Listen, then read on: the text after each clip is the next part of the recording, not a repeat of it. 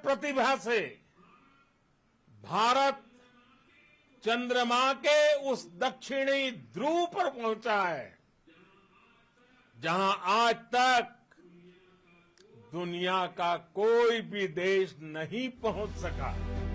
चंद्रमा पर भेजे गए अधिकांश मून मिशन चांद के भूमध्य रेखा क्षेत्र में पहुंचे, जहां की जमीन दक्षिणी ध्रुव की तुलना में सपाट है।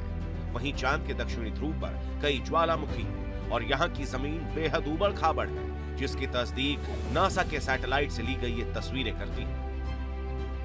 चंद्रयान 3 ने चांद की सतह की जो ताजा तस्वीरें भेजी हैं, उनमें भी गहरे गड्ढे और उबड़ खाबड़ जमीन नजर आ रही है। इसी उबड़ खाबड़ जमीन में छिपे हैं कई रहस्य। साउथ पोल कितना अहम है, इसे समझने के लिए इस पूरे इलाके को समझने की जरूरत है।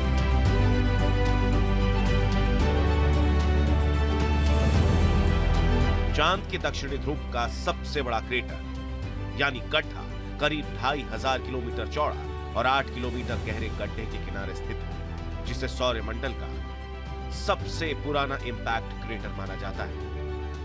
ये क्रेटर इतने गहरे हैं कि इस इलाके में सूर्य की रोशनी आने के बावजूद इन गड्ढों को कभी भी सूर्य के किरणों का दीदार नहीं हुआ है। इनमें से एक पर्वत की ऊंचाई 7500 मीटर है।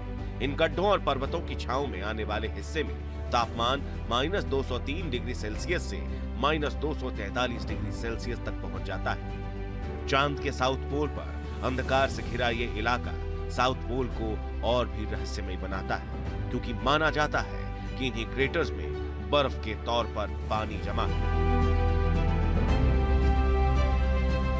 चंद्रयान 1 मिशन के दौरान चांद के नॉर्थ पोल की एक तस्वीर ली गई थी। इस तस्वीर के जरिए नासा ने यह पुख्ता किया था कि चांद पर पानी फ्रोजन फॉर्म में है। माना जाता है कि चांद का नॉर्थ पोल और साउथ पोल दोनों एक ही तरह के हैं और इस हिसाब से चांद के साउथ पोल पर काफी मात्रा में पानी जमा है।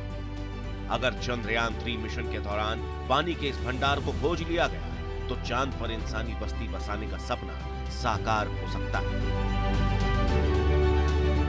कभी कहा जाता था चंदा मामा बहुत दूर के हैं, चंदा मामा बहुत दूर के हैं।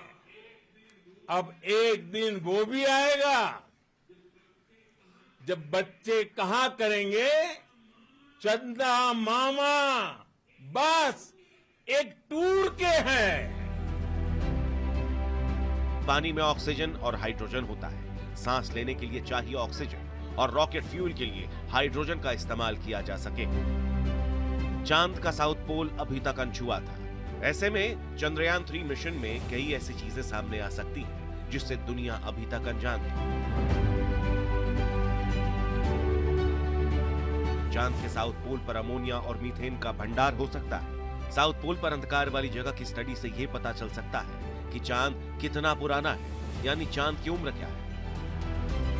अब चंद्रयान 3 का प्रज्ञान लैंडर इस इलाके में घूम घूम कर दुनिया को वो तस्वीरें दिखाएगा जो आज तक किसी ने नहीं देखी थी। इसरो ने साउथ पोल पर खोज के लिए तैयारी कितने करीने से की है, अब ये समझिए। चंद्रयान ने 23 अगस्त की शाम 6:04 पर लैंड किया। इस वक्त साउथ पोल पर सूर्योदय का वक्त था। इसरो का यह मिशन चांद पर एक दिन चलेगा। चांद का एक दिन यानी धरती पर 14 दिन। दरअसल धरती के हिसाब से चांद पर 14 दिन और 14 दिन तक रात होती है। 23 अगस्त से लेकर 5 सितंबर तक यहाँ धूप निकलेगी और रोवर सौर ऊर्जा की मदद से मिशन को अंजाम देगा। भारत ने चांद के अनछुए इलाके को छूकर कीर्तिमान रच दिया है। पहले मंगलयान और अब सफलतापूर्वक चंद्रयान मिशन पूरा हुआ और एक बार फिर दुनिया ने मान लिया कि India is the boss. Team news nation.